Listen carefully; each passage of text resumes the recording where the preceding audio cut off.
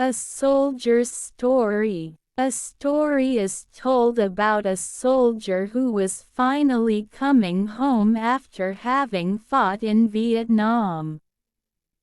He called his parents from San Francisco. "Mom and Dad, I'm coming home, but I've a favor to ask. I have a friend I'd like to bring home with me." "Sure," they replied, "we'd love to meet him." "There's something you should know," the son continued. "He was hurt pretty badly in the fighting. He stepped on a landmine and lost an arm and a leg. He has nowhere else to go, and I want him to come live with us." "I'm sorry to hear that, son. Maybe we can help him find somewhere to live." "No, Mom and Dad, I want him to live with us." "Son," said the father, "you don't know what you're asking.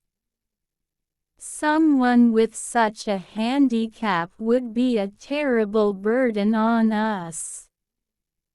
We have our own lives to live, and we can't let something like this interfere with our lives. I think you should just come home and forget about this guy. He'll find a way to live on his own." At that point, the son hung up the phone. The parents heard nothing more from him. A few days later, however, they received a call from the San Francisco police.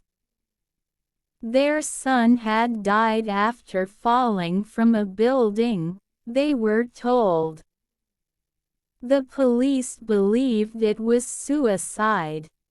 The grief-stricken parents flew to San Francisco and were taken to the city morgue to identify the body of their son.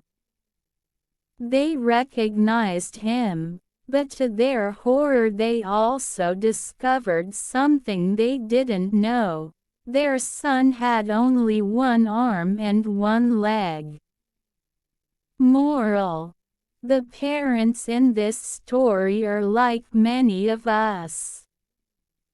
We find it easy to love those who are good-looking or fun to have around, but we don't like people who inconvenience us or make us feel uncomfortable. We would rather stay away from people who aren't as healthy, beautiful, or smart as we are. Thankfully, there's someone who won't treat us that way. Someone who loves us with an unconditional love that welcomes us into the forever family, regardless of how messed up we are. Tonight, before you tuck yourself in for the night, say a little prayer that God will give you the strength you need to accept people as they are, and to help us all be more understanding of those who are different from us.